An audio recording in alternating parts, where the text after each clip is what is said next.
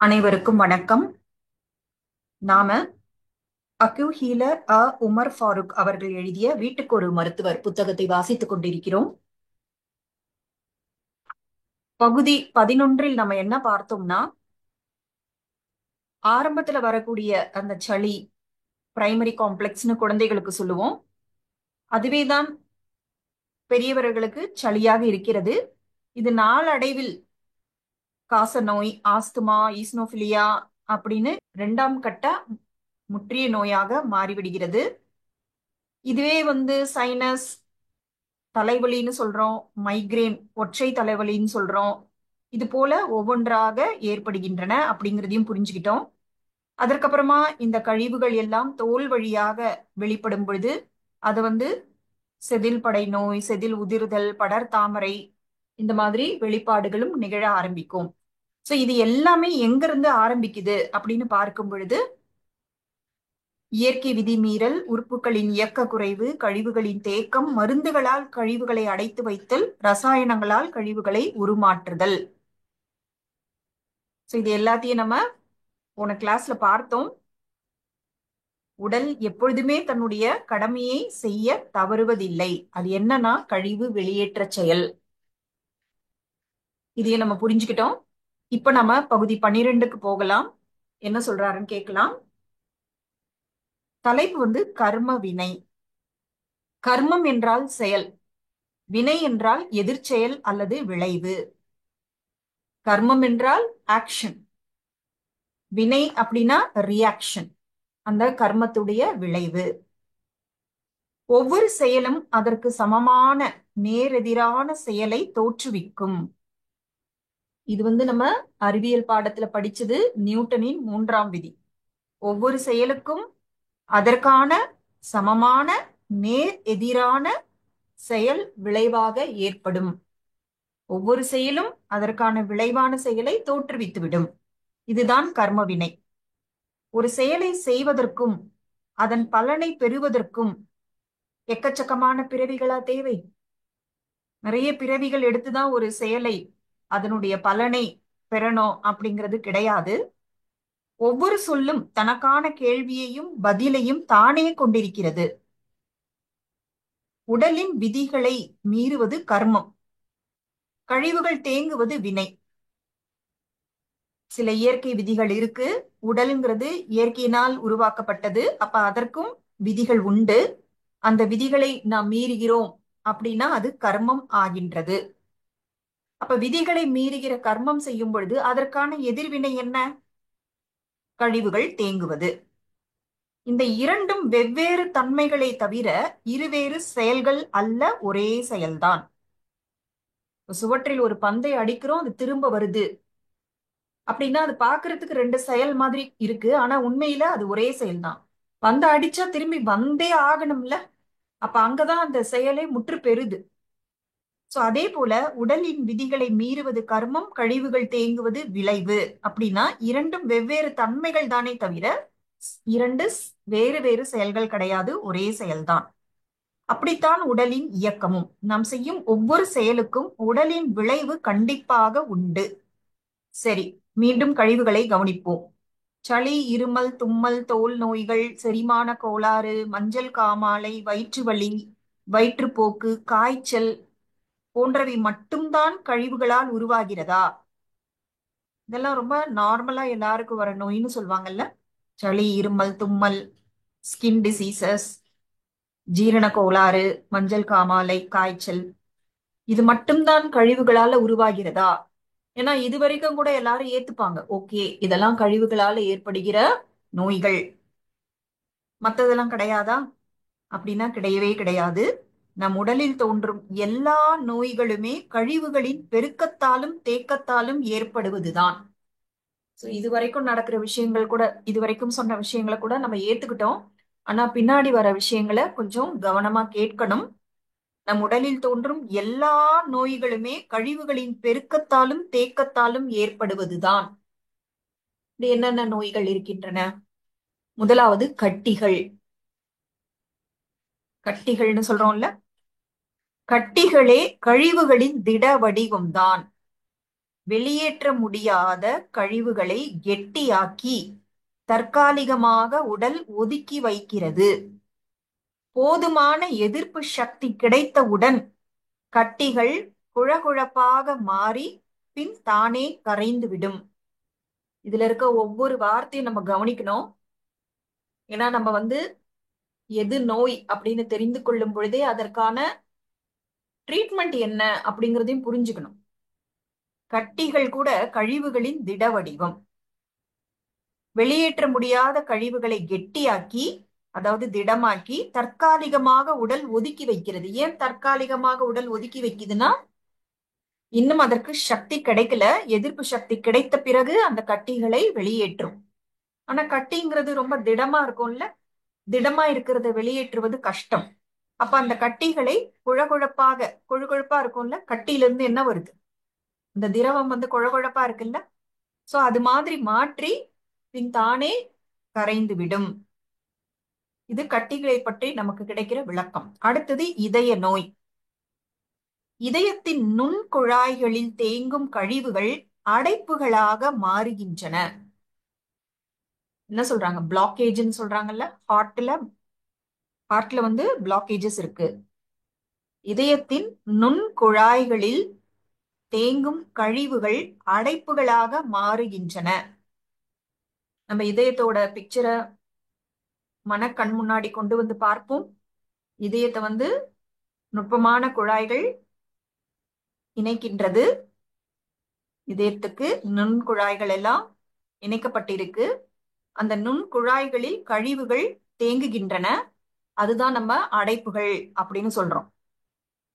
எதிர்ப்பு சக்தி பலம் பெறும்போது இவையும் குறைந்துவிடும். இரத்த ஓட்டத்தில் ஏற்படும் அடைப்புகளை உடல் தானே கரைக்க முயலும் போது வலி ஏற்படுகிறது.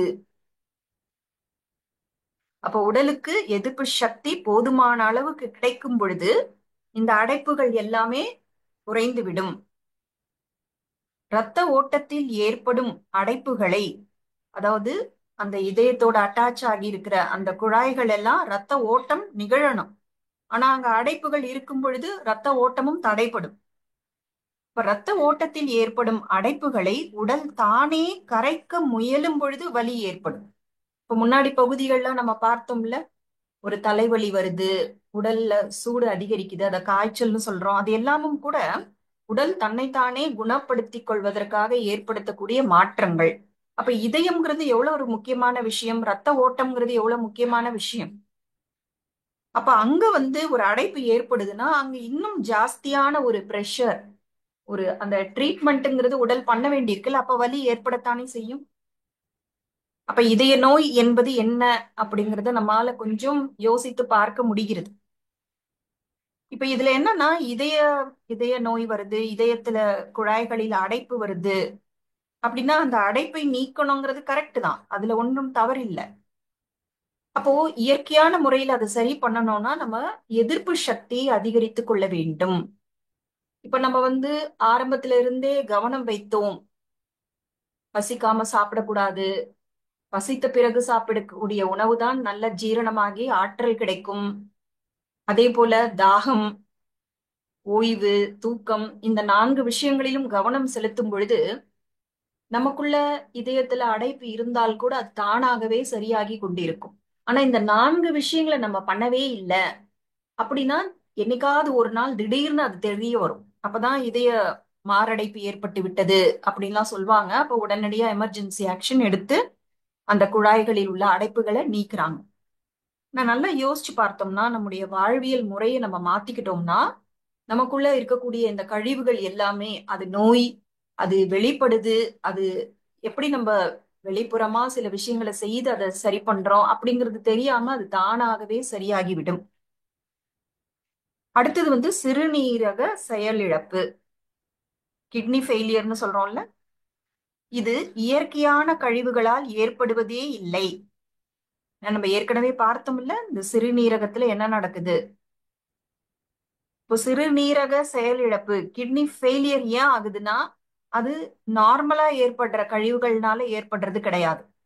ஒவ்வொரு முறை கழிவு வெளியேறுவதையும் நாம் ரசாயன மருந்துகள் கொண்டு தடை செய்கிறோம். இந்த ரசாயனங்களின் நச்சுகளை கல்லீரல் அடைத்து வைக்கிறது. ஏன்னா அந்த ரசாயனங்களோட நச்சுக்களை எல்லாம் நம்ம சிறுநீரகத்துக்கு அனுப்பினோம்னா சிறுநீரகம் செயல் இழந்து விடும். அதனால என்ன பண்ணுது, கல்லீரல் தனக்குள்ளே அடைத்து வைக்கிறது. மஞ்சள் காமாலை, கல்லீரல் நோய்கள் ஏற்பட்டு நச்சுகள் உடலில் இருந்து களையப்படுகிறது. ஏன்னா இப்ப கல்லீரல் தனக்குள்ள எல்லா கழிவுகளையும் சேர்த்து வைக்குது. அப்ப அதையும் நீக்கிதானே ஆகணும், அங்கேயே வைக்க முடியாதே. அப்ப கல்லீரலுக்கு நோய்கள் வருது. அததான் நம்ம மஞ்சள் காமாலை, நிறைய கல்லீரல் நோய்கள்லாம் வருது. இதன் மூலமாக அந்த டாக்ஸின்ஸ் எல்லாமே உடல்ல இருந்து வெளியேறுது. இன்னும் நாம் தொடர்ந்து ரசாயனங்களை உடலில் திணிப்போமானால் ஒரு கட்டத்தில் கல்லீரலையும் மீறி நச்சுகள் கசிந்து ரத்தத்தில் கலந்து விடுகின்றன. இப்ப கல்லீரலுக்கு நோய் வந்துடுச்சு, அதற்கும் நம்ம ரசாயன மருந்துகளை தான் சாப்பிடுறோம். இன்னும் ஜாஸ்தி ஜாஸ்தி நம்ம ரசாயன மருந்துகளை உடல்ல திணிப்போம்னா அப்ப கல்லீரல் இதற்கு மேல அதால செயல்பட முடியாது. எல்லாத்துக்கும் ஒரு கெப்பாசிட்டி இருக்குல்ல. அப்போ கல்லீரல் எவ்வளவுதான் தடுத்தாலும் அதையும் மீறி அந்த நச்சுகள் எல்லாம் கசிந்து ரத்தத்தில் கலந்து விடுகின்றன. சுற்றோட்டம் மூலமாக சிறுநீரகம் வந்தடையும் நச்சுகளை திட உருவில் கற்களாக மாற்றுகிறது. இப்படி ஒரு சுழற்சி நடக்குது இல்லையா? அப்ப அது ஒரு சைக்கிள் முடியுது. இப்ப சிறுநீரகத்துக்கு இந்த நச்சுகள்லாம் சேர்ந்துடுது. நான் ரத்தத்துல கலந்துடுச்சுல்ல கழிவுகள். அப்ப அது சிறுநீரகத்துக்கு வருது. அப்ப சிறுநீரகம் என்ன பண்ணுது, அது எல்லாத்தையும் கற்களாக மாற்றுகிறது. இவைதான் சிறுநீர்ப்பை கற்கள், கிட்னி ஸ்டோன்ஸ் அப்படின்னு சொல்லுவோம்ல. நச்சுகளின் அளவும் தாக்கமும் அதிகமாய் உள்ள பொழுது சிறுநீரகங்கள் பழுதடைய துவங்குகின்றன. உடல் எப்படியாவது தன்னை காப்பாற்றிக் கொள்ளணும்னு எல்லா முயற்சியும் செய்யுது. ஆனால் அதையும் மீறி அந்த நச்சுகள் அளவு அதிகரிக்கும் பொழுது அப்ப உறுப்புகள் பழுதடைய ஆரம்பிக்கும். அப்ப உறுப்புகள் பழுதடையும் பொழுது நம்ம என்ன செய்யறோம், மறுபடியும் ரசாயன மருந்துகளையே நாடுகிறோம். அப்ப என்ன நடக்கும், ஏற்கனவே கெட்டு போன சிறுநீரகம் இன்னும் ரொம்ப ஸ்பீடா செயலிழக்க ஆரம்பிக்கும். மறுபடியும் படிக்கிறேன். நச்சுகளின் அளவும் தாக்கமும் அதிகமாய் உள்ள பொழுது சிறுநீரகங்கள் பழுதடைய துவங்குகின்றன. இதற்கும் நாம் ரசாயனங்களையே நாடும் பொழுது விரைவான சிறுநீரக செயலிழப்பு ஏற்படுகிறது. அடுத்தது பித்தப்பை கற்கள். கல்லீரலால் கிரகிக்கப்படும் ரசாயன நச்சு பொருட்கள் பித்தப்பையில் அடைக்கப்பட்டுதான் அவை உடலில் கலந்து விடாமல் பாதுகாக்கப்படுகிறது. கல்லீரல் சிறுநீரகத்துக்கு அனுப்பக்கூடாதுன்னு ரசாயன நச்சு பொருட்களை கிரகிக்குது. அது எங்க சேர்த்து வைக்குதுன்னா பித்தப்பையில. அவை உடலில் கலந்து விடாமல் பாதுகாக்கப்படுகிறது. முடிந்தவரை நச்சுகளை தன்வயப்படுத்தி கல்லீரலின் துணையோடு அவற்றை அழித்து விடுகிறது பித்தப்பை. முடிந்தவரை நச்சுகளை தன்வயப்படுத்தி கல்லீரலின் துணையோடு பித்தப்பை அழித்துவிட முயற்சிக்கிறது. அதிலும் மோசமான நச்சு பொருட்களை கற்களாக மாற்றி உள்ளேயே வைக்கிறது. போதிய எதிர்ப்பு சக்தி வளர்ச்சிக்கு பிறகு இந்த பித்தப்பை கற்கள் கரைக்கப்பட்டு அழிக்கப்பட்டுவிடும். சோ சிறுநீரகத்துக்கு போகக்கூடாதுன்னு கல்லீரல் இந்த நச்சு பொருட்களை சேமித்து வைக்குது இல்லையா, அது பித்தப்பையோட துணையோடு தான் நடக்குது. சோ பித்தப்பை என்ன பண்ணுதுன்னா இந்த நச்சுக்களை எல்லாமே கற்களாக மாற்றி உள்ளே வைக்கிறது. உடலுக்கு போதிய எதிர்ப்பு சக்தி கிடைக்கும் பொழுது அது அதிகரித்தவுடன் இந்த பித்தப்பை கற்கள் கரைக்கப்பட்டு அழிக்கப்பட்டு விடும். சோ சுத்தி சுத்தி எங்க நிக்குதுன்னா உடலுக்கு போதுமான எதிர்ப்பு சக்தி கிடைத்தவுடன். இப்ப நம்முடைய கவனம் எல்லாம் இந்த உடலுக்கு எதிர்ப்பு சக்தியை எப்படி அதிகரிப்பது அப்படின்னு தான் இருக்கணும். ஆனா இதுவரைக்கும் அப்படி யோசிச்சோமா? ஏதாவது நோய் வந்தாலே அந்த நோயை மட்டுமே நம்ம மேலோட்டமா பார்த்தோம். ஆழமா போய் நோய் நாடி நம்ம பார்க்கல. நோயினுடைய வேர் எங்க இருக்கு, இதனுடைய காரணம் என்ன, அது நம்ம கண்டுபிடிக்கல. அதனால நோய், அதாவது அதனுடைய சிம்டம், இன்னும் ரொம்ப ஆழமா சொல்ல போனால் உடல் ஏற்படும் நடவடிக்கைகளை நோய்களாக புரிந்து கொண்டு அதை நிறுத்துவதற்கான வேலைகளை செய்தோம். இப்போ நம்ம ரெண்டு விஷயத்திலயும் கவனம் செலுத்தணும். உடல் தன்னைத்தானே சரி செய்து கொள்ள ஒத்துழைப்பும் தரணும். கூடவே அதற்கு எதிரான சதி செயலை நம்ம செய்யக்கூடாது. வேணும்ட்டே நம்ம செய்யல, அறியாமையில தான் செய்யறோம். இருந்தாலும் அறியாமையில செய்தாலும் கர்ம வினை என்பது உண்டு இல்லையா? அதற்கான ஒரு பலனை நம்ம அனுபவிச்சுதான் ஆகணும். கூடவே நாம அந்த எதிர்ப்பு சக்தியை அதிகரிப்பதற்கான விஷயங்கள் என்னென்ன அதுலயும் நம்ம கவனம் செலுத்தணும். அடுத்தது குடல் புண். உணவு செரிமானத்தின் முக்கிய உறுப்பு குடல். சாப்பாடு டைஜஷன் ஆகணும் அப்படின்னா அதற்கு ஒரு முக்கியமான ஆர்கன் குடல், இன்டெஸ்டைன்ஸ் சொல்லுவோம்ல. இங்குதான் செரிக்கப்பட்ட உணவிலிருந்து பிரிக்கப்பட்ட சக்தி தந்துதிகள் மூலம் இரத்தத்தில் கலக்கிறது. இங்குதான் செரிக்கப்பட்ட உணவிலிருந்து பிரிக்கப்பட்ட சக்தி தந்துதிகள் மூலம் இரத்தத்தில் கலக்கிறது. பசி ஏற்பட்டு நாம் உண்ணும் உணவு எந்த ஒரு தொந்தரவையும் ஏற்படுத்துவதில்லை. பசி ஏற்பட்டு நாம் உண்ணும் உணவு எந்த ஒரு தொந்தரவையும் ஏற்படுத்துவதில்லை. பசியற்று சாப்பிடும் பொழுது செரிக்க தயாராக இல்லாத உடல் உணவின் பெரும் பகுதியை கழிவாக வெளியேற்றுகிறது. நம்ம கூட சொல்லுவோம்ல, எவ்வளவு சாப்பிட்டாலும் உடம்புல ஒட்டவே மாட்டேங்குது. என்ன நடக்குதுன்னா உடல் ஜீரணத்துக்கு தயாரா இல்ல. அந்த நேரத்துல உடலுக்கு சாப்பாடு கொடுக்கறோம் அப்படின்னா அதனுடைய மெஜாரிட்டி பகுதியை உடல் கழிவாக வெளியேற்றுகிறதாம். யோசிச்சு பாருங்க, நம்ம ஒவ்வொரு உணவுப் பொருட்களையும் எவ்வளவு காசு கொடுத்து வாங்குறோம், எவ்வளவு காசு எனர்ஜி டைம் கொடுத்து அதை சமைக்கிறோம். ஆனா அதுல பெரும்பகுதி கழிவா போகுதாம். இப்படி அடிக்கடி உண்டாகும் கூடுதலான கழிவுகள் புளித்து அமிலத்தன்மையை அடைந்து புண்களை ஏற்படுத்துகின்றன. கழிவுகளை சேர்த்துக்கிட்டே வந்துட்டு இருக்கோம். மேல மேல அடிஷ்னலா கழிவுகள் சேருது அப்படின்னா அது புளிக்குது, அமிலத்தன்மையை அடைகிறது. அமிலத்தன்மையை அடைந்து விட்டால் அது புண்களை ஏற்படுத்தும். பசிக்கும் பொழுது சாப்பிடாவிட்டால் கூட புண்கள் ஏற்படாது. பசிக்காத போது சாப்பிடுவதால் அதிகமாக குடற்புண்கள் ஏற்படுகிறது. நிறைய பேர் என்ன சொல்றாங்க, நான் டைம்க்கு சாப்பிட்டுருவேன், இல்லைன்னா எனக்கு அல்சர் வந்துடும், குடல் புண் ஏற்பட்டுடும் அப்படின்னு நினைக்கிறாங்க. ஆனா உண்மையிலேயே பசிக்காத போது சாப்பிடும் போதுதான் அதிகமாக குடற்புண்கள் ஏற்படுகின்றன. அப்ப அந்த குடல் புண் எதனால ஏற்படுது, அதற்கு நாம எப்படி காரணமாகிறோம், அதை எப்படி அவாய்ட் பண்ணணும் அப்படிங்கறதெல்லாம் நமக்கு விளங்க வருது. அடுத்தது, எல்லாருக்கும் பொதுவாக அதுவும் குறிப்பாக வயதானவர்களுக்கு வரக்கூடிய ஒரு விஷயம், அது என்னன்னா மூட்டு வலி. உடலில் தேங்கும் கழிவுகள் வெப்ப வடிவமாகவோ அல்லது நீர் காற்று திட வடிவங்களிலோ இருக்கும். கழிவுகள் எந்தெந்த வடிவத்துல இருக்கும்? வெப்பமா இருக்கும், இல்லைன்னா நீரா இருக்கும், இல்லைன்னா காற்றா இருக்கும், இல்லைன்னா திட வடிவங்களில் இருக்கும். உடலின் நீர் சமநிலை பாதிக்கப்படும் பொழுது மூட்டுகளில் நீர் கழிவுகள் தேக்கம் அடைகின்றன. சொல்றாங்கல்ல, மூட்டுல நீர் சேர்ந்துடுச்சு அப்படின்னுவாங்க. உடலின் நீர் சமநிலை பாதிக்கப்படும் பொழுது மூட்டுகளில் நீர் கழிவுகள் தேக்கம் அடைகின்றன. நீர் தேங்கிய எலும்பு இணைப்புகள் வலியை ஏற்படுத்தும். ஏன் மூட்டு வலி வருது? எங்கெல்லாம் ஜாயின்ஸ் இருக்கோ அங்கெல்லாம் நீர் தேங்கி இருக்குன்னா வலி ஏற்படும். இதைத்தான் கிராமங்களில் நீர் தொந்தரவு என்று கூறுவார்கள். இதே நீரானது தலையில் தேங்கும் பொழுது சைனஸ் எனவும் மூட்டில் தேங்கும் பொழுது ஆர்த்தரைட்டிஸ் எனவும் பெயர் பெறுகிறது. மூட்டு வலிக்கு கூட காரணம் கழிவுகள் தான். ஆனா கழிவுகள் 4 விதங்களில் வடிவங்களில் இருக்கு. வெப்பமாகவோ, நீராகவோ, காற்றாகவோ, திட கழிவாகவோ இருக்கும். மூட்டு வலிக்கான காரணம் நீர் வடிவில் இருக்கக்கூடிய கழிவுகள் தான். இந்த நீர் கழிவுகள் ஜாயின்ஸ்ல இருக்கும் பொழுது அங்க ஜாயிண்ட் பெயின் ஏற்படும். இதுதான் ஆர்த்தரைட்டிஸ், நீர் தொந்தரவு அப்படின்னு சொல்லுவாங்க. அடுத்தது பக்கவாதம், பெராலிசிஸ் அப்படின்வாங்கல்ல.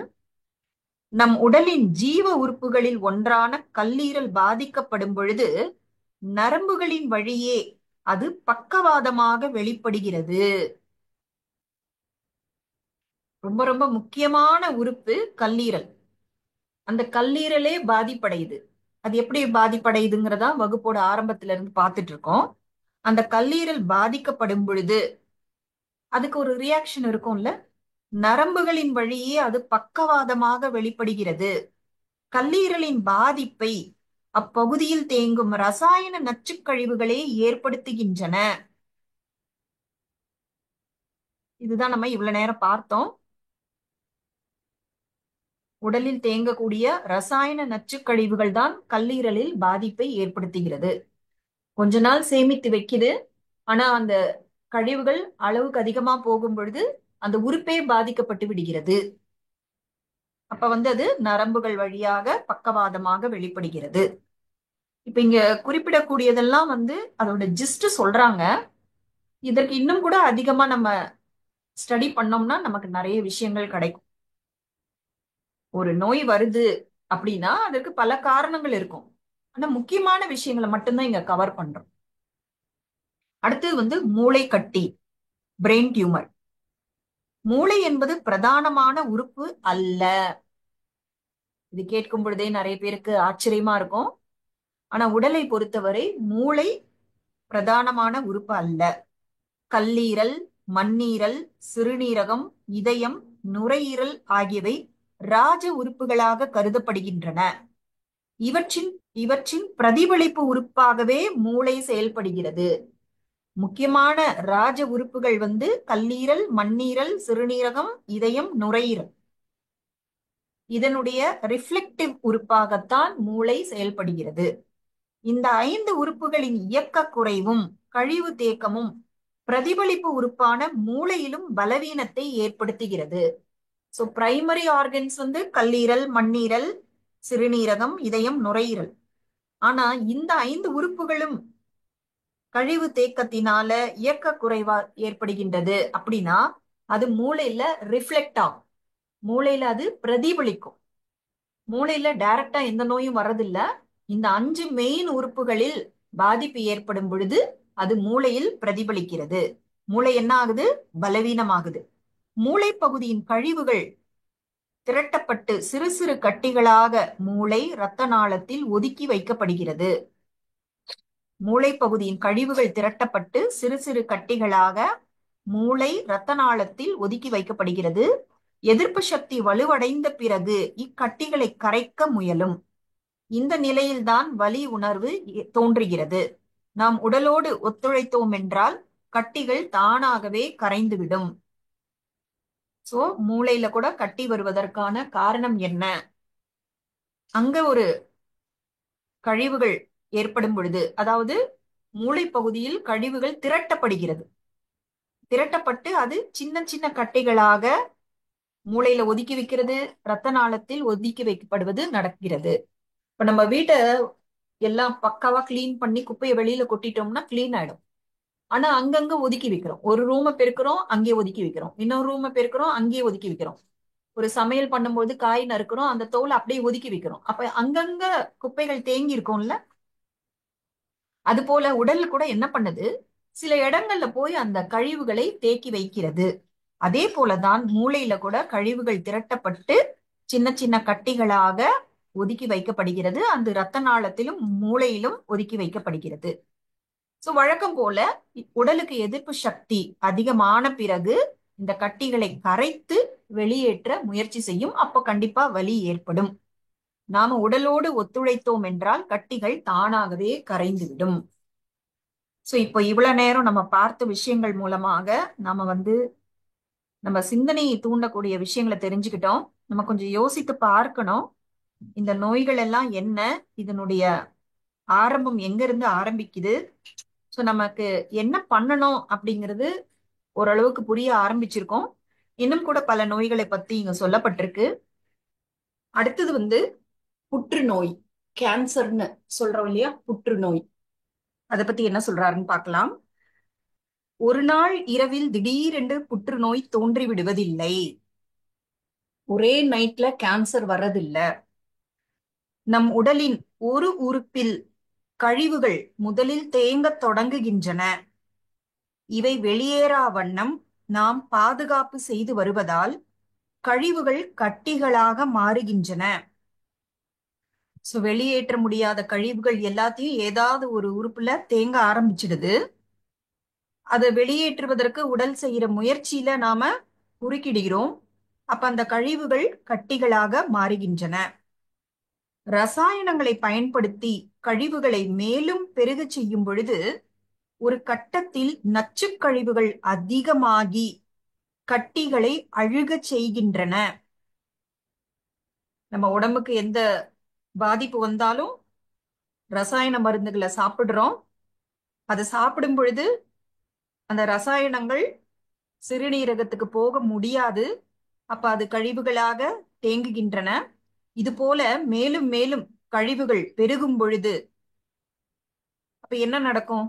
ஒரு கட்டத்தில் நச்சுக் கழிவுகள், டாக்ஸின்ஸ் சொல்றோம்ல, நச்சுக் கழிவுகள் அதிகமாகி கட்டிகளை அழுகச் செய்கின்றன. இதைத்தான் நாம் கேன்சர் கட்டிகள் என்கிறோம். இந்த நச்சுக் கழிவுகள் தேங்கும் இடங்களை பொறுத்து அது கர்ப்பப்பை புற்று, சினைப்பை புற்று, இரைப்பை புற்று, கல்லீரல் புற்று என பெயர் சூட்டப்படுகிறது. எந்த உறுப்புல இந்த நச்சு கழிவுகள் தேங்குதோ அந்த உறுப்பை பொறுத்து அதற்கு நாமகரணம் செய்யப்படுகிறது. எப்படி குழந்தைக்கு பெயர் வைக்கிற மாதிரி இந்த நோய்களுக்கு பெயர் வைக்கப்படுகிறது. இரத்த உற்பத்தியில் பெரும் பங்கு வகிக்கும் மண்ணீரலில் புற்று உருவாகும் பொழுது அது இரத்தத்திலும் வெளிப்பட்டு இரத்த புற்றாகவும் மாறுகிறது. இவ்வகையான புற்றுநோய் கட்டிகளை கதிர்வீச்சின் மூலம் கரைப்பதாலோ கொடிய நச்சு அமிலங்கள் கொண்டு உடைப்பதாலோ புற்று குணமாகாது. அகற்றப்பட்ட இடத்திலோ அல்லது வேறு ஒரு இடத்திலோ மீண்டும் கட்டிகள் தோன்றும். சோ கேன்சர்னு கண்டுபிடிச்சதுக்கு அப்புறமா கதிர்வீச்சு முறை, அந்த ரேடியம் சிகிச்சை சொல்றாங்கல்ல, சோ அதன் மூலமாக கரைக்க முயற்சிக்கும் பொழுது கொடிய நச்சு அமிலங்கள் கொண்டு உடைக்கும் பொழுது அந்த கட்டியை உடைக்கணும் அப்படின்னும் பொழுது ரொம்ப ஸ்ட்ராங்கான ஆசிட் அந்த மாதிரி ஒரு ட்ரீட்மெண்ட் நடக்கும் பொழுது இதனாலெல்லாம் புற்றுநோய் குணமாவது கிடையாது. அது என்ன பண்ணுது? எந்த உறுப்புல இருந்து அந்த கட்டிகள் அகற்றப்பட்டதோ அதே இடத்துல அல்லது வேறு ஒரு இடத்தில் மீண்டும் கட்டிகள் தோன்றும். ஏன் மீண்டும் கட்டிகள் தோன்றும் அப்படின்னா, ஒன்று நாம கழிவுகள் மேலும் மேலும் சேராம இருக்கிறதுக்கான முயற்சி செய்யவே இல்லை. அப்ப கழிவுகள் மேலும் மேலும் பெருகும். கூடவே உடல் முழுவதும் அந்த கழிவுகள் அகற்றப்படவில்லை. சோ மற்ற இடங்கள்லயும் ஆல்ரெடி இருக்கு. போதாததுக்கு நாம செய்கிற அந்த ட்ரீட்மெண்ட், அந்த ரசாயன மருந்துகள் அப்ப இன்னமும் அந்த கேன்சர் கட்டிகளை அதிகம் தானே ஆக்க முடியும். ஸோ லாஜிக்கலா எல்லாமே கரெக்டா தான் இருக்கு. ஸோ இந்த புற்றுநோய் பற்றி நமக்கு ஒரு அறியாமை இருந்தது. இப்போ ஓரளவுக்கு ஐடியா கிடைச்சிருக்கோம். நம்ம என்ன செஞ்சிட்டு இருக்கோம், இந்த நோயோட வேர் எங்க இருக்கு அதெல்லாம் நமக்கு இப்ப புரிய வருது. அதனால்தான் புற்றுநோய்ங்கிறது ஒரு நைட்ல வர்றது கிடையாது. நேத்து வரைக்கும் நல்லா இருந்தோம், இப்ப டயக்னோஸ் பண்ண உடனே எனக்கு இப்ப புற்றுநோய் வந்துடுச்சு அப்படி கிடையாது. அது எந்த காலத்திலோ தோன்றின விஷயம்தான், இப்ப அது வெளிப்படுது. அடுத்தது சர்க்கரை நோய். நாம் இங்கே பார்த்து கொண்டிருக்கும் ஒவ்வொரு நோயை பற்றியும் தனித்தனியே புத்தகமே எழுதலாம். உண்மைதான், இங்க நம்ம சொல்றது எல்லாமே ரொம்ப குறைவாக சொல்லியிருக்காரு. அதை பத்தி டீட்டெயில்ஸ்குள்ள போகணும்னா ஒரு ஒரு நோய்க்கும் ஒரு புத்தகம் எழுதலாம். அந்த அளவுக்கு விஷயங்கள் இருக்கு. ஆனா இங்க நமக்கு அடிப்படையான விஷயம், அந்த சாரமான விஷயம் புரியணும் அப்படிங்கிறதுனால சுருக்கமா சொல்லியிருக்காங்க. சுருக்கமான அடிப்படையை மட்டும் நாம் விளங்கிக் கொள்வோம். சர்க்கரை நோய்க்கு என்ன காரணம்? இன்சுலின் பற்றாக்குறைதான். சரி, இன்சுலின் ஏன் குறைகிறது? அதைத்தான் இன்னும் ஆராய்ச்சி செய்து கொண்டிருக்கிறார்கள். மேற்கண்ட பதில் மேலோட்டமானது. ஏன்னா இன்சுலின் ஏன் குறையுது அப்படின்னா அது இன்னும் ரிசர்ச்ல தான் இருக்கு, இன்னும் ரிசல்ட்ஸ் வெளியில வரல அப்படின்னு மேலோட்டமான பதில் சொல்றாங்க. உடலின் இயக்கம் சக்தி அடிப்படையிலான கண்ணுக்கு தெரியாத சக்தி மாற்றங்களை கொண்ட மறைவான இயக்கமும் வேதியியல் மாற்றங்களை கொண்ட வெளிப்படையான இயக்கமும் சேர்ந்தது. சோ உடலோட இயக்கம்ங்கிறது சில விஷயங்கள் கண்ணுக்கு தெரியும், சிலது கண்ணுக்கு தெரியாது. அப்ப கண்ணுக்கு தெரியாத மாற்றங்களை கொண்ட குப்தமான இயக்கம், மறைவான இயக்கமும் இருக்கு. அது தவிர கெமிக்கல் சேஞ்சஸ் இருக்கக்கூடிய அந்த வெளிப்படையான இயக்கமும் சேர்ந்ததுதான் உடலின் இயக்கம். இன்சுலின் பற்றாக்குறை என்பது வேதியியல் மாற்றம். இதன் இன்னொரு பகுதியான சக்தி மாற்றத்தை உணர்வதே நோயை புரிந்து கொள்ளும் ஒரே வழி. சோ உடலோட இயக்கத்தை ரெண்டு விதமா பிரிச்சாங்க. ஒன்று கண்களுக்கு தெரியாத மறைவான இயக்கம், இன்னொன்று வேதியியல் மாற்றம். இப்போ இந்த இன்சுலின் பற்றாக்குறை அப்படிங்கிறது இந்த வேதியியல் மாற்றத்தை சேர்ந்தது. ஆனா இத புரிஞ்சுக்கணும்னா முதல்ல சக்தி மாற்றம், அதாவது கண்களுக்கு தெரியாத ஒரு மாற்றம் ஒரு இயக்கத்துல இருக்கு, உடலோட இயக்கத்துல இருக்குன்னு பார்த்தோம் இல்லையா? அந்த சக்தி மாற்றத்தை நாம புரிஞ்சுக்கும் பொழுதுதான் இந்த நோய், அதாவது சர்க்கரை நோய்னு சொல்றோமே, அதை நம்மளால புரிந்து கொள்ள முடியும். என்ன சொல்றாருன்னா, நாம் உண்ணும் உணவு செரிக்கப்பட்டு அணுக்களுக்கு தேவையான குளுக்கோஸாக மாற்றப்படுகிறது. நாம சாப்பிடுற சாப்பாடு ஜீரணமாகி உடம்புல இருக்க ஒவ்வொரு செல்லுக்கும் குளுக்கோஸாக மாற்றப்படுகிறது. உணவு முறையாக ஜீரணிக்கப்பட்டால் நல்ல குளுக்கோஸாகவும், முறையற்ற ஜீரணத்தால் தரம் குறைந்த குளுக்கோஸாகவும் மாற்றப்படுகிறது. நம்ம சாப்பிடுற சாப்பாடு நல்லா டைஜஸ்ட் ஆயிடுச்சுன்னா ஹை டென்சிட்டி குளுக்கோஸ்ன்னு சொல்றாங்க, அதுதான் நல்ல குளுக்கோஸ். அதே சரியா ஜீரணம் ஆகல, நம்ம பார்த்தோம்ல முன்னாடி, பசியே இல்லாம சாப்பிடுறோம். அப்ப என்ன பண்ணோம்? நம்ம சாப்பிடுற சாப்பாடோட பெரும் பகுதி கழிவாக வெளியேற்றப்படும், அரைகுறையாக ஒரு ஜீரணம் நடக்கும். அப்ப அதெல்லாம் முறையற்ற ஜீரணம் இல்லையா? இது போல முறையற்ற ஜீரணத்தால் அப்ப என்ன கிடைக்குதுன்னா லோ டென்சிட்டி குளுக்கோஸ். அந்த உணவு குளுக்கோஸாக இந்த இரண்டு வகைகளில் மாற்றப்படுகிறது. தரமான குளுக்கோஸின் அளவை பொறுத்து இன்சுலின் சுரப்பை உடல் தீர்மானிக்கும். இந்த இடத்தை நல்லா கவனிக்கணும். நாம தரமான குளுக்கோஸை இந்த உடல் மூலம் ஏற்படுத்தினோம்னா அதனுடைய அளவை பொறுத்து எவ்வளவு இன்சுலின் சுரக்கணும் அப்படிங்கிறத இந்த உடல் தான் டிசைட் பண்ணுது. தரம் குறைந்த குளுக்கோஸ் அதிகமானால் இன்சுலின் குறைவாக சுரக்கும். அந்த முறையற்ற ஜீரணத்தால் தரம் குறைந்த லோ டென்சிட்டி குளுக்கோஸ் வருது இல்ல, அது ரொம்ப அதிகமாச்சுன்னா அப்ப இன்சுலின் உடல் குறைவாகத்தான் சுரக்கும். அப்படியானால் இன்சுலின் குறைய ஜீரணமே காரணம். இப்ப நமக்கு நல்லா புரியுது இன்சுலின் ஏன் குறையுதுன்னா ஜீரணம் சரியில்லைன்னு அர்த்தம்.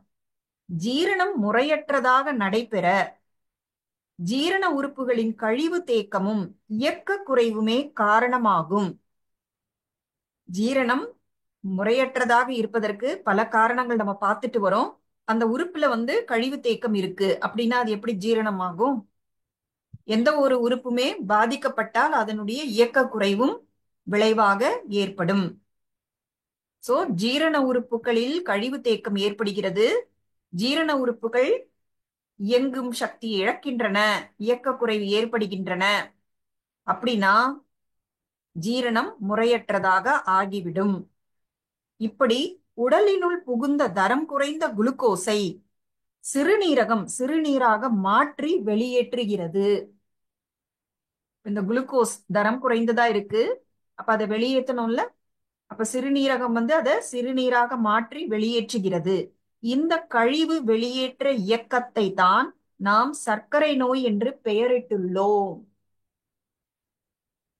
நம்ம இதுவரைக்கும் சர்க்கரை நோய் பத்தி என்ன புரிஞ்சு வச்சிருந்தோமோ அது அப்படியே இங்க தலைகீழா இருக்கு. சோ ரொம்ப அழகா, ரொம்ப சுருக்கமா, இதற்காக போய் நிறைய வருடங்கள் மருத்துவ படிப்பு படிக்கணுங்கிற அவசியமே இல்லாம ஒவ்வொரு விஷயத்தையும் எல்லாரும் புரிஞ்சுக்கிற மாதிரி எவ்வளவு சிறப்பா சொல்லியிருக்காரு பாருங்க. சர்க்கரை நோய்ங்கிறது உலகத்துல ரொம்ப அதிகமாக இருக்கு. அதற்கு என்ன மாதிரி சிகிச்சை பண்றோம் அதுவும் நமக்கு தெரியும். ஆனா சர்க்கரை நோயோட உண்மையான புரிதலை நாம இன்னைக்கு தெரிஞ்சுக்கிட்டோம். அடுத்தது ரத்த அழுத்தம், பிளட் பிரஷர்னு சொல்றோம்ல. ரத்த அழுத்தம் என்பது இதயம் தொடர்பான நோய் அல்ல என்பதை நாம் உணர வேண்டும். இரத்தத்தின் பணி என்ன? ஒவ்வொரு உறுப்புக்கும் தேவையான சக்தியை கொடுப்பது. அதாவது ஒவ்வொரு உறுப்புக்கும் கூட உணவு தேவைப்படுது. நாம சாப்பிடுற உணவு சக்தியாக மாறி ஒவ்வொரு உறுப்புக்கும் போகுது. அப்ப அந்த ஒவ்வொரு உறுப்புக்கும் நாம் கொடுக்கிற சக்தி தான் அந்த உறுப்புக்கான உணவு. அப்ப இந்த வேலையை யார் செய்யறாங்கன்னா ரத்தம் செய்கிறது. ஒவ்வொரு உறுப்புக்கும் தேவையான சக்தியை கொடுக்கும் பணி ரத்தத்தினுடையது. உடல் முழுவதும் சுற்றி வந்து சேர எவ்வளவு அழுத்தமும் வேகமும் தேவையோ அதனை இதயம் தருகிறது. சோ ரத்தம் வந்து உடல் முழுக்க போகணும். ஏன்னா உடல் முழுக்க இருக்கக்கூடிய உறுப்புகளுக்கு சக்தி தரணும். அப்ப உடல் முழுக்க ரத்தம் ஃப்ளோ ஆகணும்னா அதற்கு பிரஷர் வேணும். அழுத்தம் இல்லாம எப்படி சுத்தி வர முடியும்? ஸ்பீடும் வேணும். சோ ஒரு உடல் முழுக்க சுற்றி வர எவ்வளவு அழுத்தமும் வேகமும் தேவையோ அதனை இதயம் தருகிறது. இது சாதாரண நிலை. இது நார்மல் ஸ்டேஜ்ல இதுதான் நடக்குது. உடலில் ஏதாவது ஒரு உறுப்பு பாதிக்கப்பட்டு அல்லது இயக்க குறைவு ஏற்பட்டிருக்கிறது அப்படின்னா அந்த உறுப்பு நலம் பெற கூடுதலான சக்தி தேவை. நம்ம பார்த்தோம் இல்லையா? ஒவ்வொரு உறுப்புக்கும் சக்தி கொடுப்பது ரத்தத்தினுடைய வேலை. ஆனா நாம இதுவரைக்கும் பார்த்த விஷயங்கள் மூலமாக ஏதாவது ஒரு உறுப்பு பாதிக்கப்படுறதோட காரணம் நம்ம புரிஞ்சுக்கிட்டோம். அப்ப ஏதாவது ஒரு உறுப்பு பாதிக்கப்படுது, ஒரு இயக்க குறைவு அங்க ஏற்பட்டிருக்கு.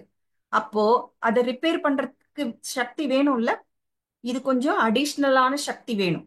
நார்மலான சக்தி இல்ல. அந்த உறுப்புக்கு ஒரு ஸ்பெஷல் அட்டென்ஷன் தேவைப்படுது.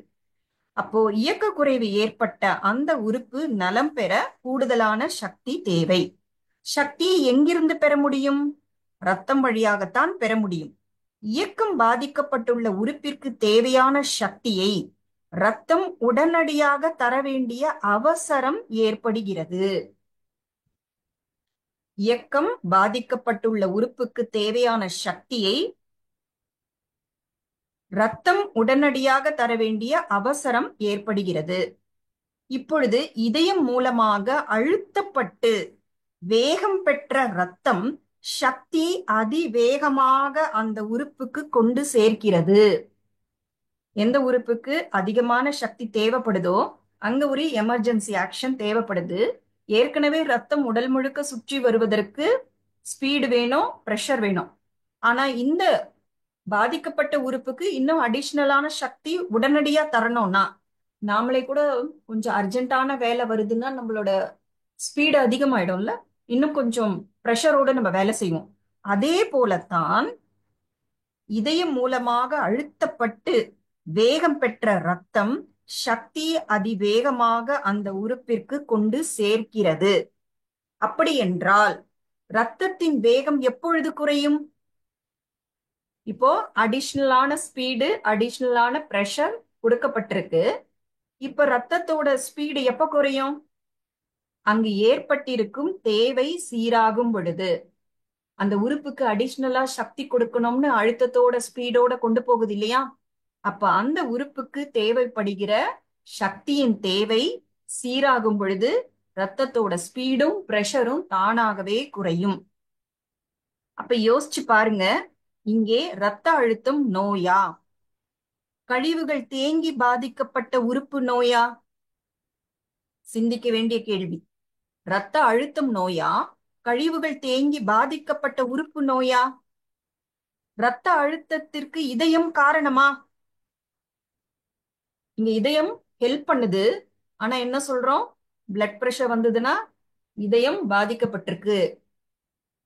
இப்ப நல்லா யோசிச்சு பார்க்கணும். ரத்த அழுத்தத்திற்கு இதயம் காரணமா? நாம் சிகிச்சைக்காக இதய துடிப்பை குறைக்கும் ரசாயனங்களை உடம்பிற்குள் அனுப்புகிறோம். இதய துடிப்பை குறைக்கணும் அப்படிங்கிறதுக்காக, அதாவது பிளட் பிரஷரை குறைக்கணும் அப்படின்னா கெமிக்கல் இருக்கிற டேப்லெட்ஸ் எல்லாம் உடம்புக்கு அனுப்புறோம். எதிர்ப்பு சக்தி வலுக்கும் பொழுது மறுபடியும் ரத்த அழுத்தம் உயரும். அதாவது இந்த பிளட் பிரஷரை குறைக்கணும்னு நம்ம மெடிசன் எடுத்துக்கிறோம். அப்போ கண்டிப்பாக பிரஷர் குறையும். ஏன்னா இதயம் வந்து அந்த கூடுதலான அழுத்தம், கூடுதலான வேகம் தரக்கூடிய வேலையை நிறுத்துது. அப்ப நம்ம என்ன நினைச்சுக்கிறோம்? நம்ம டேப்லெட் சாப்பிட்டோம், பிளட் பிரஷர் குறைஞ்சிடுச்சு. இப்ப என்ன பண்ணுது? உடம்பு பராமரிப்பை நிறுத்தி வைக்குது. இப்போ நாம தொடர்ந்து மற்ற உணவுகள் எல்லாம் சாப்பிடுறோம் அப்படின்னா உடலுக்கு கொஞ்சம் எதிர்ப்பு சக்தி கிடைக்க ஆரம்பிக்கும். அப்போ எதிர்ப்பு சக்தி வலுக்கும் பொழுது மறுபடியும் ரத்த அழுத்தம் உயரும். ஏன்னா அதுக்கு இப்ப சக்தி கிடைச்சிருக்கு, பாதிக்கப்பட்ட உறுப்பை ரிப்பேர் பண்ணணும். ஏன்னா உடலோட வேலை தன்னோட வேலையை கரெக்டா கவனிக்கிறது தான். அப்ப அது என்ன பண்ணுது, இப்ப எதிர்ப்பு சக்தி கிடைச்சிடுச்சு, நான் மறுபடியும் அந்த உறுப்பை சரி பண்ண போறேன். அப்ப என்ன நடக்கும், ரத்த அழுத்தம் உயரும். மருந்துகள் உட்கொள்ளும் பொழுது குறையும். எதிர்ப்பு சக்தி அதிகரிக்கும் பொழுது ரத்த அழுத்தம் உயருது.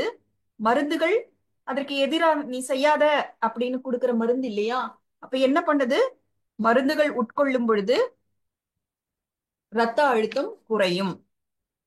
பல நேரங்களில் ரத்த அழுத்தம் குறைவாகும் நிலையும் ஏற்படும். லோ பிபி கூட சில நேரம் வர வேண்டியது வந்துடும். பல நேரங்களில் ரத்த அழுத்தம் குறைவாகும் நிலையும் ஏற்படும். இப்படி ஒவ்வொரு நோயையும் கருவிகள் அடிப்படையிலான விஞ்ஞானத்தால் ஆராய்ச்சி செய்தால் முடிவு கிடைக்காது. ஏனெனில் கருவிகள் உடலின் வேதி மாற்றத்தை மட்டுமே அறியும் தன்மை படைத்தவை. நிறைய இன்ஸ்ட்ருமெண்ட்ஸ் இருக்குல்ல, பிளட் பிரஷருக்கு, சர்க்கரை நோய்க்கு நிறைய இயந்திரங்கள் கண்டுபிடிக்கப்பட்டிருக்கின்றன. ஆனா இதனால உடல்ல என்ன கெமிக்கல் சேஞ்சஸ் வந்திருக்கு அப்படிங்கிற அந்த அறிவு மட்டும்தான் நமக்கு கிடைக்கும். என்ன கெமிக்கல் சேஞ்சஸ் நடக்குது அது மட்டும்தான் தெரியும். வேதி மாற்றத்தை மட்டுமே அறியும் தன்மை படைத்தவைதான் அந்த கருவிகள். ஆனா உள்ள அங்க சக்தி மாற்றம் நடக்குது இல்ல, இயக்க சக்தியை பராமரிப்பு சக்தியாக மாற்றுவது, ஜீரண சக்தியை பராமரிப்பு சக்தியாக மாற்றுவது, இந்த உறுப்புக்கு கொஞ்சம் அதிகமான சக்தி தேவைப்படுது அப்படின்னும் பொழுது அந்த அழுத்தம் அதிகரிப்பது, இந்த மாதிரி விஷயங்கள் எல்லாம் இந்த கருவிகள் கண்டுபிடிக்க முடியாது. மனித உடலின் அடிப்படை உணர்வு பசிதானே, இந்த பசியை கண்டுபிடிக்கும் கருவி உண்டா? நோய்களின் வெளிப்பாடு வலிதானே, இந்த வலியை, அதன் அளவை, தன்மையை நிர்ணயிக்கும் விஞ்ஞானம் எக்காலத்திலும் கண்டுபிடிக்கப்பட முடியுமா? ஒரு பேஷண்ட் தான் சொல்ல வேண்டியிருக்கு எவ்வளவு வலி இருக்கு, எப்படிப்பட்ட வலி இருக்கு கேட்பாங்கல்ல. ஊசி மாதிரி குத்துதா இல்ல அழுத்துற மாதிரி வலி இருக்கா, எந்த மாதிரி வலிங்கிறத பேஷண்ட் தான் சொல்ல வேண்டியிருக்கே தவிர எந்த கருவியாலும் கண்டுபிடிக்க முடியாது. நாம் சிகிச்சை என்ற பெயரில் வகை வகையான துன்பங்களுக்கு உடலை உட்படுத்துகிறோம். அத்தனையையும் தாங்குவது, சீர் செய்வது உயிர். இந்த மருத்துவ விஞ்ஞானத்தால் உயிரை அறியவோ விளங்கவோ முடியுமா? நம்ம ரொம்ப புதுசான விஷயங்கள் எல்லாம் தெரிஞ்சிட்டு இருக்கோம். புற்றுநோயை பற்றி, சர்க்கரை நோயை பற்றி, ரத்த அழுத்தம் பற்றி நாம இதுவரைக்கும் உணர்ந்து கொண்ட விஷயங்கள் என்ன, நமக்கு கொடுக்கப்பட்ட நம்பிக்கைகள் என்ன, ஆனா இந்த நோய்க்கு பின்னாடி இருக்கிற உடலோட அந்த உண்மை தன்மை அதுக்கும் நிறைய வித்தியாசம் இருக்கு. இதை கொஞ்சம் நம்ம சிந்திச்சு நம்ம விளங்கிக்கலாம். இந்திய அக்குபங்சரின் தந்தை டாக்டர் ஃபஸ்லு ரெஹ்மான். அதாவது அக்குபங்சர் சீனாவுல தோன்றி இருக்கலாம், ஆனாலும் அது பல நாடுகளுக்கு பரவி இருக்கும் இல்லையா. அப்ப இந்தியாவுல அக்குபங்சர் ஆரம்பிக்கும் பொழுது அதற்கு காரணமாக இருந்தவர். அதனால அவருக்கு என்ன டைட்டில் கொடுத்திருக்காங்க, இந்திய அக்குபங்சரின் தந்தை டாக்டர் ஃபஸ்லு ரெஹ்மான். அவருடைய படிப்பு தகுதிகள் என்னன்னு பார்த்தோம்னா எம்பிபிஎஸ், எம்டி, டிவி, பிஹெச்டி. இதுல இருந்தே தெரியுது அவர் ஒரு ஆங்கில மருத்துவத்துறையில் வல்லுனர். அதுல அவரு மருத்துவ பட்டம் பெற்றிருக்கிறார். பாருங்க, ஆங்கில மருத்துவத்துல படிச்சிருக்காங்க, எம்டி எல்லாம் கூட பண்ணியிருக்காங்க. ஆனாலும் அவங்க வெளியே இன்னொரு மருத்துவ முறையை அதை வளர்த்திருக்காங்க, அதை புரிஞ்சிருக்காங்க. ஆங்கில மருத்துவத்தை பற்றி இருக்கக்கூடிய குறைகளை சொல்றாங்க அப்படின்னா இதை நம்ம சரியா புரிஞ்சுக்கணும். அதாவது ஆங்கில மருத்துவமே தெரியாதவங்க ஆங்கில மருத்துவத்தை பத்தி ஏதாவது சொல்றாங்க அப்படின்னா அவங்கள பத்தி நம்ம கொஞ்சம் டவுட் படலாம். ஆனா இங்க ஆங்கில மருத்துவத்திலேயே இருந்தவர் தான் அதை விட்டுட்டு அது சரியில்லை அப்படின்னு அக்குபங்சருக்கு வந்திருக்கிறாரு. அவர் என்ன சொல்லியிருக்காருன்னா, மனித உணர்வுகளுக்கு சமமான எந்த ஒரு கருவியும் கிடையாது. கருவிங்கிறது ஒரு மெஷின், ஒரு இயந்திரம், அது ஒரு ஜடப்பொருள். அதை உருவாக்குறது கூட மனிதன் தான். அப்ப உருவாக்கும் பொழுது இப்ப கம்ப்யூட்டர்ல ப்ரோக்ராம்ல பக் இருக்குன்னுவாங்க. அந்த கோடிங்ல ஏதாவது மிஸ்டேக் இருந்தா ரிசல்ட்ல மிஸ்டேக் வர்றதுக்கு வாய்ப்பு இருக்கு. ஆனா மனித உணர்வுகள் என்பது ஆத்ம சக்தி சம்பந்தப்பட்டது. அந்த பகுத்தறியும் சக்தி, கண்டுணரும் சக்தின்னு சொல்றோம் இல்லையா. அப்போ மனித உணர்வுகளுக்கு சமமான எந்த ஒரு கருவியும் கிடையாது. நோய்களை பற்றி நாம் முழுமையாக அறிவதே அதிலிருந்து விடுபட வழிவகுக்கும். நம்ம அடிக்கடி சொல்றோம் இல்லையா, இது செய்யலாமா அதை செய்யலாமா அப்படின்னு கேட்கறதுக்கு பதிலாக ஒரு நோயின்னு நம்ம சொல்ற விஷயம் உண்மையில என்ன, அதை நம்ம முழுமையா அறிந்தால் அதிலிருந்து விடுபட முடியும்.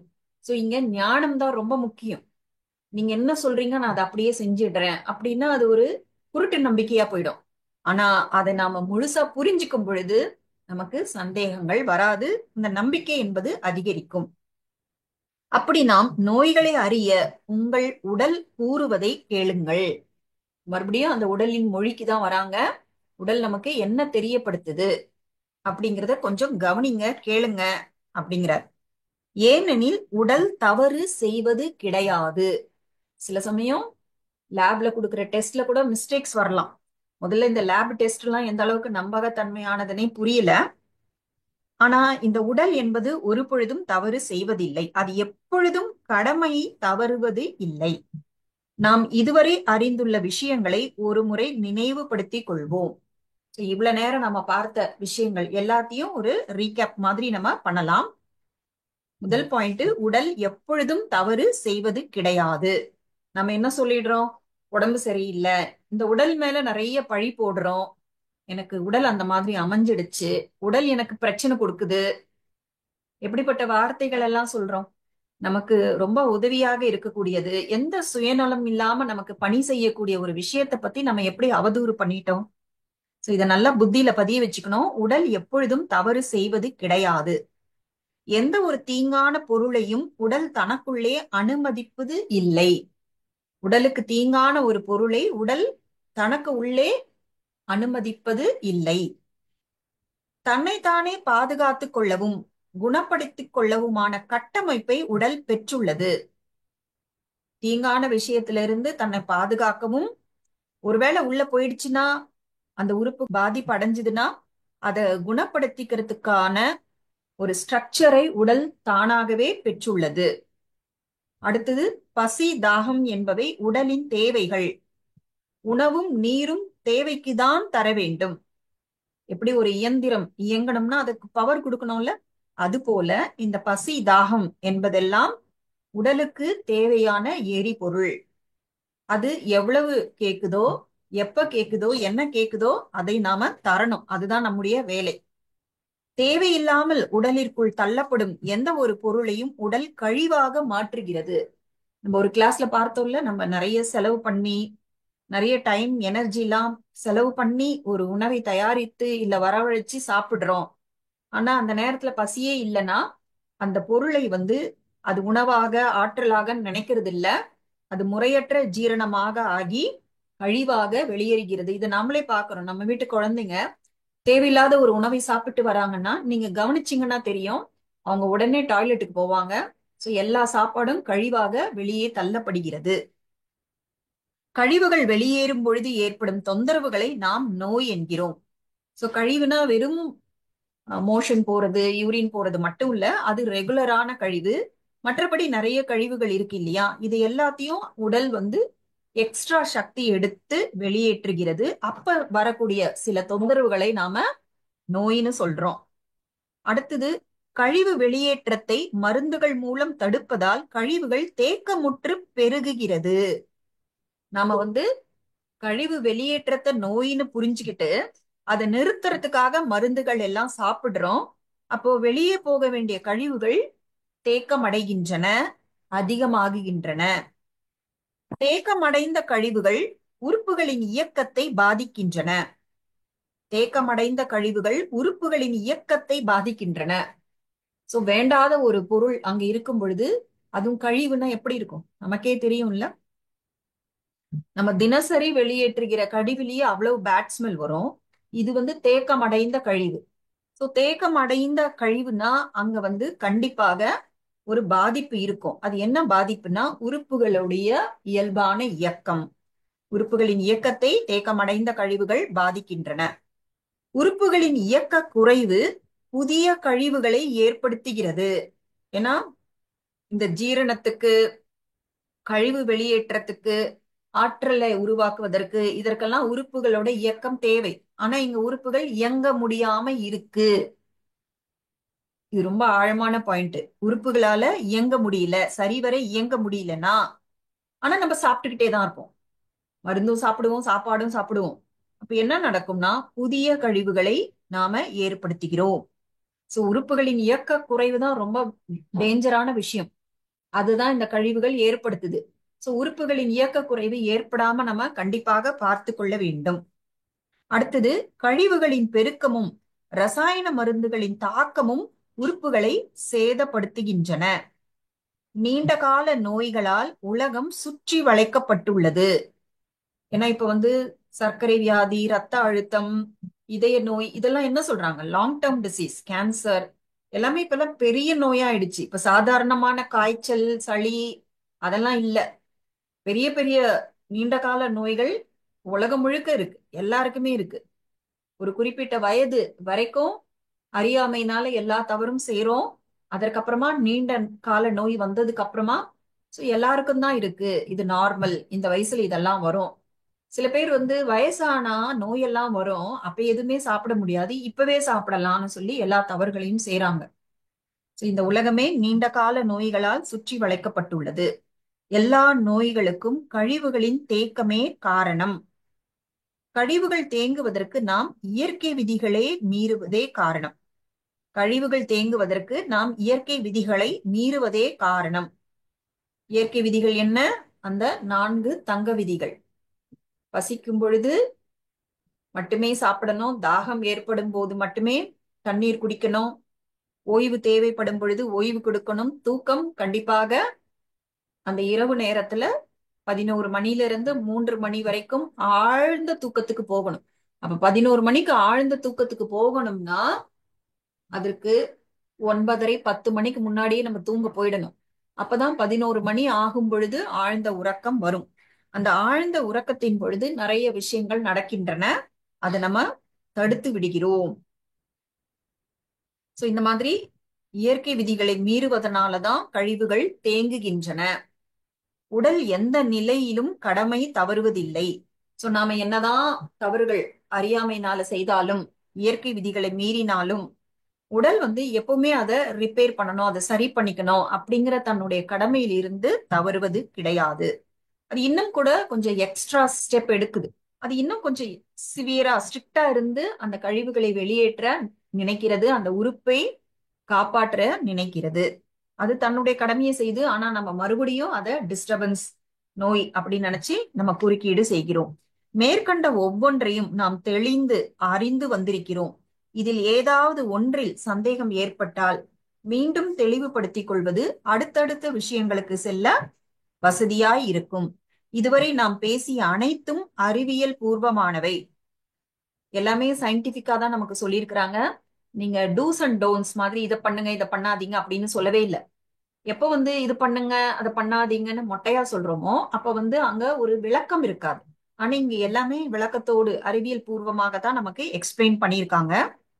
உலகம் முழுவதும் உள்ள தொன்மையான பாரம்பரிய மருத்துவங்கள் அறிந்து பாதுகாத்த ரகசியங்கள்.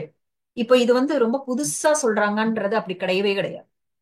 இது உலகம் முழுக்க ரொம்ப அந்த ட்ரெடிஷ்னல் மெடிசன் சொல்லுவாங்க, ட்ரெடிஷ்னல் ட்ரீட்மெண்ட், மரபு வழி மருத்துவம்னு ஒண்ணு இருக்கு இல்லையா? அதாவது அந்த காலத்துல சிகிச்சைக்காக என்னென்ன மருத்துவ முறைகள் ஏற்படுத்தப்பட்டனவோ அதுல எல்லாமே இந்த ரகசியங்கள் பாதுகாக்கப்பட்டன. எப்பொழுதுமே நிரூபணங்களை நம்புவது நம் இயல்பு. நம்ம எந்த ஒரு விஷயத்துக்குமே ப்ரூஃப் கேட்போம். உடல் மட்டுமே அதன் இயக்கத்தில் ஏற்படும் சந்தேகங்களுக்கான பதிலும் நிரூபணமும் ஆகும். நம்ம ப்ரூஃப் கேட்கும் பொழுது நம்ம உடலை கவனிச்சாலே போதும், நம்முடைய சந்தேகங்களுக்கு பதிலும் கிடைச்சிரும், அதற்கான நிரூபணமும் கிடைச்சிடும். இதில் உள்ள ஒவ்வொன்றையும் செயல்முறையில் சிந்திப்பீர்களானால் ஒவ்வொன்றிற்கும் சான்றுகள் உங்களிடமே இருக்கிறது. இங்க சொன்ன விஷயங்களை எல்லாமே நீங்க பிராக்டிக்கலா கவனிச்சு யோசிச்சு பார்த்தீங்கன்னா நம்ம இங்க பகிர்ந்து கொண்ட எல்லா விஷயங்களுக்கும் ப்ரூஃப் உங்ககிட்டயே கிடைச்சிடும். அப்போ ஒரு விஷயம் நல்லா புரிஞ்சிடுச்சு, அதற்கு நிரூபணமும் கிடைச்சிடுச்சு அப்படின்னா நாம செய்ய வேண்டியது என்ன என்பதை யாரிடமும் கேட்க வேண்டிய அவசியமே கிடையாது. இதோட பகுதி 12 முடிகிறது. நம்ம அடுத்த வகுப்பில் பகுதி 13 பார்க்கலாம். நன்றி, வணக்கம்.